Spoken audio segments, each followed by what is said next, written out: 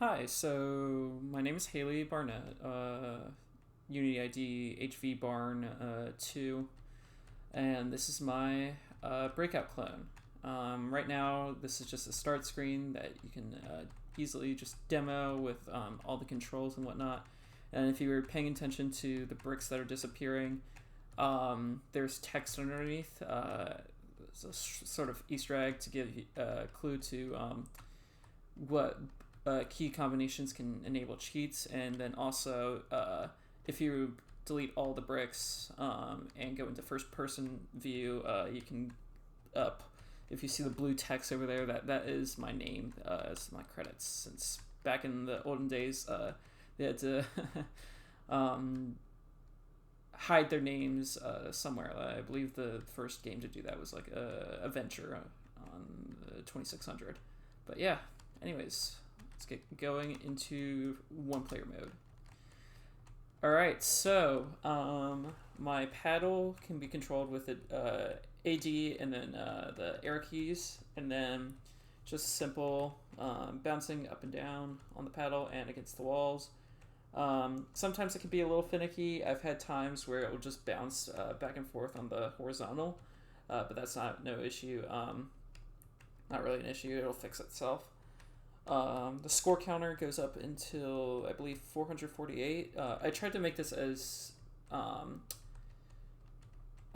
what's the word? I tried to make this as authentic to the original experience as possible, so that's why I have the same amount of bricks. And yeah, and if I go into first person mode with the S key, it's a little bit more difficult, but also, as you can see, the ball speeding up the same intervals as it would in the old version on arcade.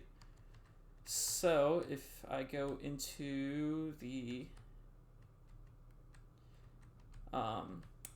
red boxes, that'll be the last speed up, and it'll also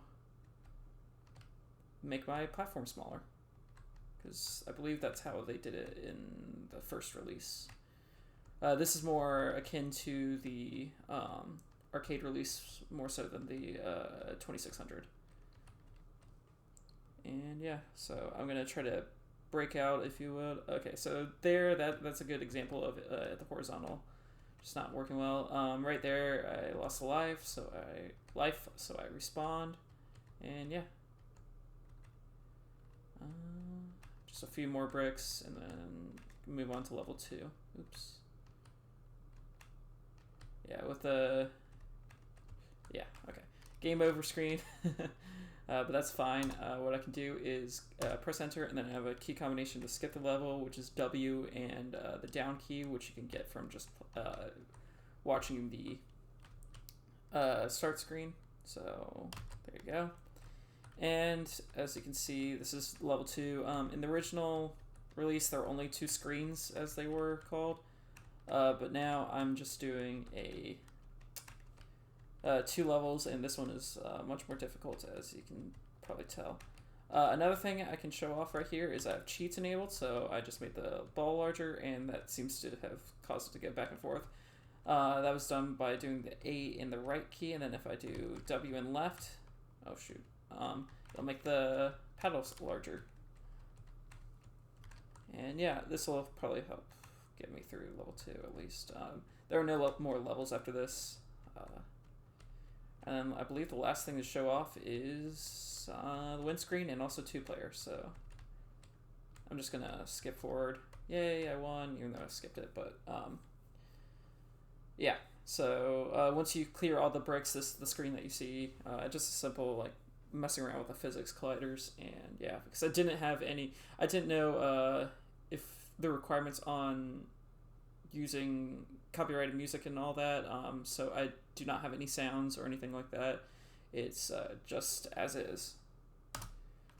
And then let's go into 2-player with any of the shift keys. Alright, so the bottom one is controlled with A and D, and then the top one is controlled with left and right. I'll just be demoing it kind of quickly. There's not much left to show. yeah, right now I'm playing the Windows exe version. I made a WebGL version because you can easily convert using Unity's build settings. Let me just die so that I can show the game over screen again. And if I go back up here, I think I can just show, if you press the escape key, it'll just quit out, just like so. And then also, this is the WebGL version, which I have noticed is slightly broken with key presses. I suppose they don't, with WebGL, don't allow you just pressing up and down. It has to be hold. And so if I were to, say, skip the level, it'll just do that. I wasn't able to figure out a way to get around that. Let me just, there we go. Yeah, so I wasn't able to get around that, but that's why I'm going to send both versions, just because I can show off everything. And that's just a lesson learned with WebGL drawbacks, I suppose. I believe that's all that I wanted to show.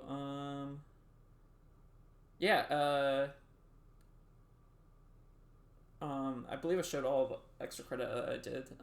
And yeah, let me just do one last thing with just showing off this as a final thing to end off the video. All right.